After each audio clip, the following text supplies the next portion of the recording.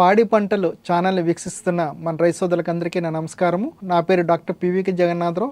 నేను ప్రాంతీయ వ్యవసాయ పరిశోధన స్థానం అనకాపల్లిలో ప్రిన్సిపల్ సైంటిస్ట్ అండ్ యూనివర్సిటీగా పనిచేస్తున్నాను. ఈరోజు చెరుకు వ్యర్థాల వినియోగం గురించి తెలుసుకుందాము. చెరుకు నుంచి బెల్లం తయారు చేసేటప్పుడు చెరుకు పిప్పు అనేది వస్తుంటుంది. రైతు సోదరులు ఈ చెరుకు పిప్పిని ఉపయోగించి బెల్లాన్ని తయారు చేసేటప్పుడు ఆ పొయ్యిలో వినియోగిస్తుంటారు వంట చెరుకుగా. అయితే మిగిలిన చెరుకు పిప్పుని ఏం చేస్తారంటే ఒక కుప్పగా వేసి మళ్ళా 2వ సంవత్సరంలో ఉపయోగించడానికి ప్రయత్నిస్తారు. కానీ చాలా వరకు అదే ఈ ఎండకి వానికి బాగా డ్యామేజ్ అయ్యి మనకు పనిచేయదు. మళ్ళీ ఫ్రెష్ అనేది చెరుకు పిప్పిని ఆయిర్లో వచ్చిన చెరుకు పిప్పిని ఉపయోగిస్తుంటారు. అందువల్ల ఈ చెరుకు పిప్పును కూడా మనం ఉపయోగించగలిగితే రైతుకు అనేది అదనంగా ఆదాయం వస్తుంది కనుక ఈ చెరుకు పిప్పు మీద కూడా మేము పరిశోధన చేసి చెరుకు పిప్పు నుంచి మనం బ్రికెట్స్ రూపంలో చేయవచ్చు. అలాగే చెరుకు పిప్పు నుంచి కూడా ఈ చిన్న చిన్న పేపర్ కప్స్, అలాగే మిల్స్ ప్లేట్స్, అలాగే బ్రికెట్స్, ఇవి ఇలాగ రకరకాలు మనం తయారు చేయగలిగితే రైతుకు అనేది అదనపు ఆదాయం వస్తుంది. సుమారుగా 100 కిలోల చెరుకు నుంచి సుమారుగా 350 కేజీల పిప్ అనేది వస్తుంది కనుక ఈ పిప్పు నుంచి మనం ప్యాకేజింగ్ మెటీరియల్స్, బోర్డ్స్, పేపర్స్, అలాగే బ్రికెట్స్ అనేది తయారు చేయొచ్చు. దీనివల్ల ఏంటంటే రోలర్ ఇండస్ట్రీస్ అనేది పెరుగుతాయి. విలేజెస్లో కూడా ఈ మధ్యకాలంలో ముఖ్యంగా ఉత్తరప్రదేశ్లో పెద్ద పెద్ద ఇండస్ట్రీస్ అనేది చెరుకు పిప్పు నుంచి వేరియస్ డిస్పోజబుల్ మెటీరియల్స్ అంటే టీ కప్పులు, మీల్స్ ప్లేట్స్, అలాగే టిఫిన్స్కి వాడే డిఫరెంట్ ప్లేట్స్, అలాగా ఇలాంటి చేసి మన ఇండియన్ మార్కెట్ అలాగే వేరే దేశాలకు కూడా మన దేశం నుంచి కూడా టేబుల్ వేర్ అనేది వెళ్తున్నది. మంచి మార్కెట్ అనేది ఉన్నది కనుక మన రైతు సోదరులు ఇది ఒక అవకాశాన్ని ఉపయోగించుకోండి. అలాగే దీనికి ఏంటంటే మేము ఈ చెరుకు పిప్పు నుంచి కూడా మన టిఫిన్స్లో వాడే చిన్న చిన్న కప్పులు కూడా మనం దానికి ఒక టెక్నాలజీ డెవలప్ చేసాము. దీనికి ఒక హ్యాండ్ ఆపరేటెడ్ మిషన్ కూడా డెవలప్ చేయడం జరిగింది.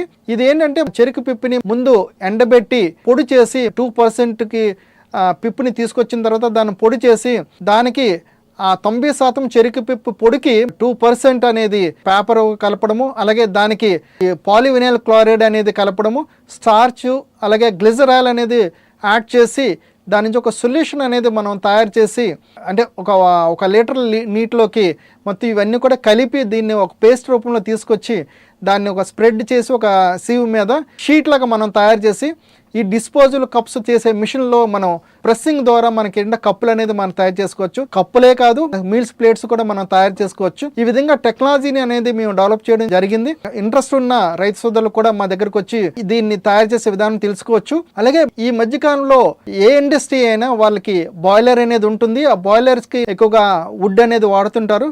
దానికి బదులు ఈ బయోమాస్ రకరకాలు అంటే కాటన్ వేస్ట్ కానీ, లేదంటే మెయిజ్ స్టాక్స్ కానీ, లేదంటే చెరుకు పిప్పు కానీ ఇలాంటివి ఉపయోగించి మనం ఏంటంటే బ్రికెట్స్ అనేది మనం తయారు చేయగలిగితే ఈ టన్ను 5,500 రూపాయల వరకు తీసుకుంటున్నారు. అలాగే ఈ మధ్యకాలంలో ఎన్టీపీసీ కూడా మనకి ఈ బయోమాస్ బ్రికెట్స్ పవర్ జనరేషన్ చేస్తున్నది కనుక మన రైతు సోదరులు ఇది ఒక మంచి అవకాశము. ఏ బయోమాస్ నుంచి అయినా మనం బ్రికెట్స్ అనేది మనం తయారు చేసుకోవచ్చు. మా దగ్గర 12 లక్షల ఖరీదైన మిషన్ అని కూడా బ్రికెట్స్ చేసే మిషన్ ఉన్నది. దీని నుంచి మనం ఏం చేస్తామంటే ముందుగా మనం ఏంటంటే చెరుకు పిప్పును ఎండబెట్టి దీని మిషన్లు వేసేటట్టుకల్లా అది అక్కడ లోపలికి వెళ్ళిన తర్వాత ఒక చిన్న హ్యామర్ మిల్ ద్వారా చిన్న చిన్న పొడిగా అయ్యి దాని నుంచి బ్రికెటింగ్ చేసే పాట్లోకి వెళ్ళి అక్కడ వెలువడే ఉష్ణ శక్తి ద్వారా ఈ బ్రికెట్ రూపంలో తయారు చేసి మనకి బయటికి ఒక బ్రికెట్ రూపంలో సుమారు 4 సెంటీమీటర్లు డయామీటర్లు 100 సెంటీమీటర్లు పొడవైన బ్రికెట్స్ రూపంలో మనకి బయటకు రావడం జరుగుతుంది. ఇది మనకి అయ్యే ఖర్చు సుమారుగా 3,500 వరకు అవుతుంది. మన మార్కెట్లోకి వచ్చేటట్టుకల్లా 5,000, 5,500 వరకు ఉంది కనుక సుమారుగా రైతుకి ఒక 1000 నుంచి 1,500 రూపాయలు అదనంగా టన్నుకి అదనంగా వచ్చే ఆస్కారం ఉంటుంది కనుక రైతు సోదరులు మనం ఇది తయారు చేసుకోవచ్చు. 100% చెరుకు పిప్పును ఉపయోగించి మనం బ్రికెట్స్ చేసుకోవచ్చు. అలాగే చెరుకు చెత్త మరియు పిప్పిని యాడ్ చేసి కూడా బ్రికెట్ చేసుకోవచ్చు.